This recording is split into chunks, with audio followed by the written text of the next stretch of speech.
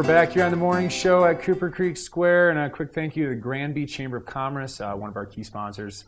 Big thanks to them, and they have a big event coming up, the Three Lakes Ice Fishing Tournament, the weekend of the 29th of January. So definitely check out the GranbyChamber.com, and you can find more details on the big tournament there.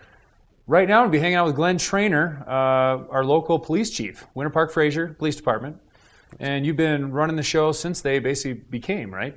That's correct. In 2005, the Grant County Sheriff's Office terminated its contracts with the town of Winter Park and Fraser, and I was previously the undersheriff and became the chief of police.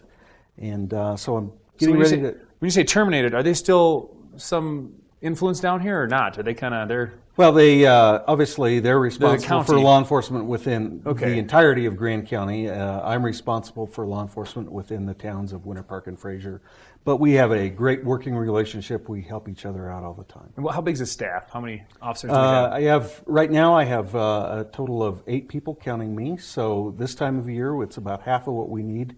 In October and April, tourism, it's twice what we need. Way overkill, you know? Yes. Yeah, exactly. And so you've been in town for 11 years? That's correct. And where were you before that? I was the Grant County Undersheriff. I've been in Grant County for about 25 years. Oh, so you've been in Grant County a long time? Yes. Okay.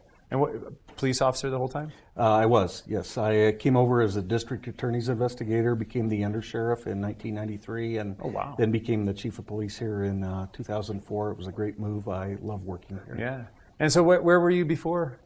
Actually, before Colorado, or no? I'm a native of Colorado. Oh, okay. My family homesteaded down in Chaffee County back in the 1880s. So did something draw you to the county up here? Are you a big skier or fisher, or what's? Well, I'm an outdoors enthusiast, most of us. I mean, most of us. That's why we're here. That's why we're here. But I moved to Grand County just because it seemed to be a great place to raise my family and small community like I grew up in, and I just love it. Yeah, I'm the same way. I grew up in a small town, Wisconsin. It's just natural transition, only with so much activity and just to be outside constantly. So, Glenn, let's go hot topic number 1, pot. We got legalized pot in the state of Colorado. It's new to us all. You know, no one really knows how to handle it. I have a couple condos I rent out. My renters will say, "Hey, we bought some of this pot. Can we smoke it in the condo?" And I say, "No." They say, "Where can I smoke it?" Not my problem. I don't know. You know. So, is there a place that people? I mean, you know what? Actually, you can't publicly consume or display marijuana products within either of our towns, or in fact anywhere in the state of Colorado. So that includes decks? I think if it's private property, we tend to take a hands-off approach to that, as long as people are respectful. Yeah. Yes. Okay. So can they? It's like road trip with it. The driver's not smoking, but his passengers are. That's probably illegal, I assume. Once again, that's public display or consumption. Okay. And in the car is still public. Illegal. Okay.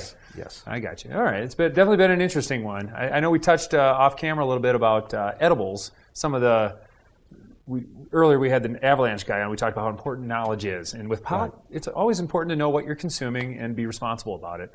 And what are some risks that we've seen through edibles? Well, one of the things we're seeing is, with the whole marijuana tourism thing that's kind of come up in the last couple of years, is a lot of people who aren't smokers or don't smoke pot or whatever regularly, they'll come and they'll choose to buy edibles. And of course, you have to be very careful, follow the instructions that are provided by the dispensary or the dealer, and make sure that you're only dosing at what they recommend.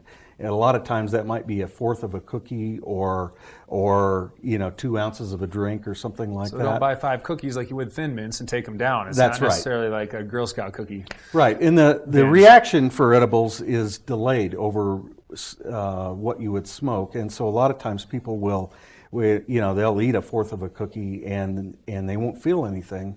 And so they'll eat the rest of the cookie, and then 2 hours later they're on the ceiling. The ambulance is getting called, that kind of thing. So, we just tell people to use common sense, follow the directions on the package so that they know how much they're taking, and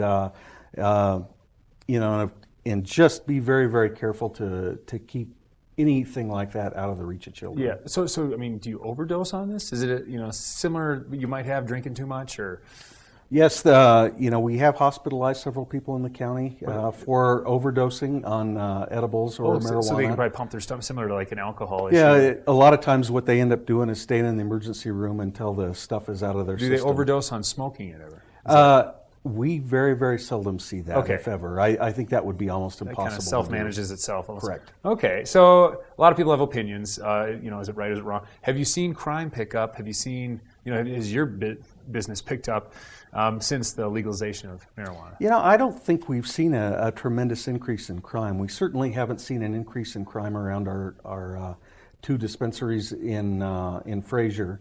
And in fact, those people have been wonderful business people to work with, have assisted us in many ways. So we're really not seeing that. And they're doing wonders for our state school systems and for tax revenue. That's what I understand. Yeah. So now, if I'm the sober cab up at the resort, and my buddies are all going to drink some beers, we're going to drive home, and I'm going to smoke a bunch of pot, I'm probably not okay to drive home. That's correct. It doesn't work that way. That's right. So, I mean, is there a measurement? I know, can you blow into a breathalyzer? What we have for, of course, for driving under the influence of alcohol, we have an intoxilizer that we use as well as field sobriety tests that tell us, how under the influence you might be. With marijuana, right now, the only valid test is a blood test. Okay.